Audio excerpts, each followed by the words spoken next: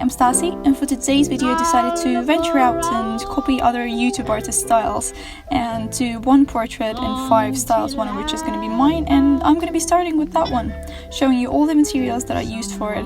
And probably, as you can tell by the amount of things I'm showing you, I really like mixed media, and I basically use anything I can get my hands on. So I use oil pastels, pencils, acrylic paints, watercolor sometimes, markers and pens, and anything basically, masking tape sometimes as well. So I'm going to be starting with showing you a portrait with probably no reference image for the sake of privacy of the person I'm drawing, but at some point I'm going to be filming my summer sketchbook tour and you're going to be very familiar with that face.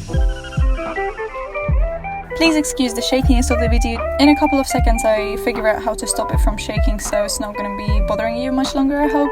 But what can you expect? I suspended my phone with masking tape from a ceiling light, so the expectations should have been low to begin with, but I mean, that's the best I could do at the moment, and I feel like it's kind of nifty, so just bear with me. As you can see, I started with a sketch and I used a tiny orange pencil for it. I really like the color of it, so that's what I usually go for.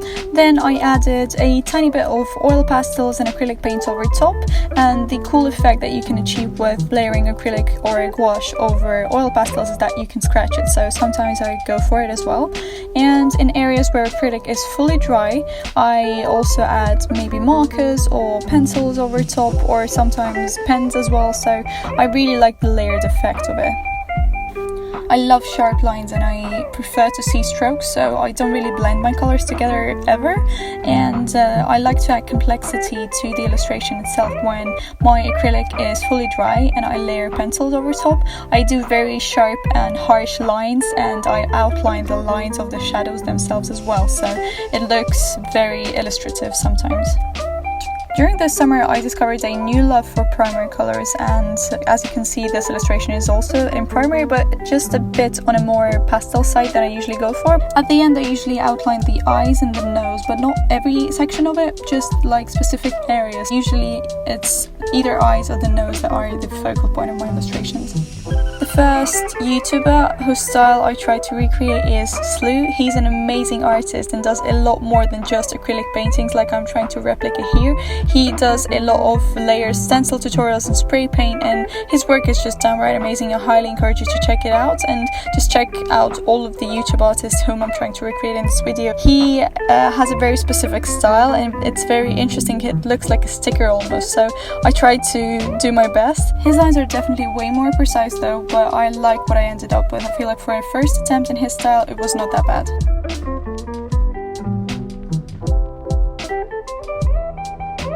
Next I tried Kasey Golden's style. She is a watercolor illustrator and she has a very specific characteristic style about her work. It's very simplistic but very cute and funny and kind of silly as she describes it herself, so I tried to be very crisp and sharp, which I miserably failed at because I just hate pencil liners. I can't work with them, they're just not my jam. They require a lot of precision, which I apparently don't really have anymore because I'm so used to being very experimental and free and with no lines, with no borders, and especially with her style where she uses pencil and then outlines everything and then fills the color in. It was very challenging for me, but I feel like it was a good practice.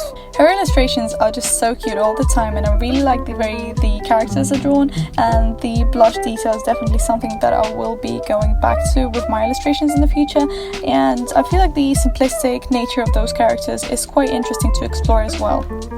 Next style I tried to replicate was PYPAH'S art on YouTube, and she's actually the channel where I found the idea. She did a video 10 art styles challenge where she drew different characters from cartoons that she really liked, and her own style was a very beautiful digital illustration that looks kind of like watercolor.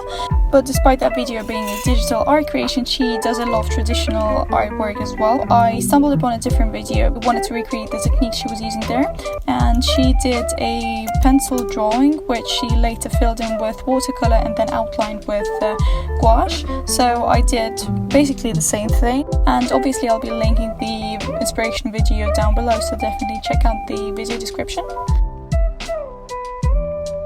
And we're off to the last illustration that I tried to do, and Her name is Myriam Tillson and she is a French prosthetic makeup artist and an illustrator. And I feel like her day job kind of reflects in her YouTube channel because all the illustrations she does are very interesting, very intricate with a story behind them, and they are kind of trippy in a sense because they don't look how you expect a person to look because they're kind of twisted.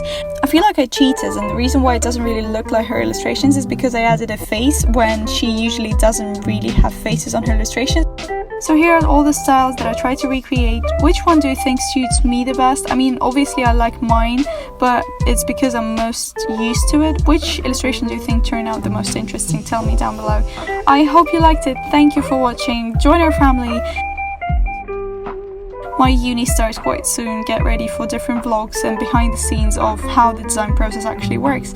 And follow me on my Instagram because there's a lot of different illustrations which don't make into those videos. Look at how tiny my pencil is, and it even isn't the smallest pencil I've ever had. This one is 4 centimeters, and at some point I even drew with a 2 centimeter one, and my art teacher kept complaining that you can't really draw with this, your strokes are different. So yay, I just love tiny pencils. What can you do?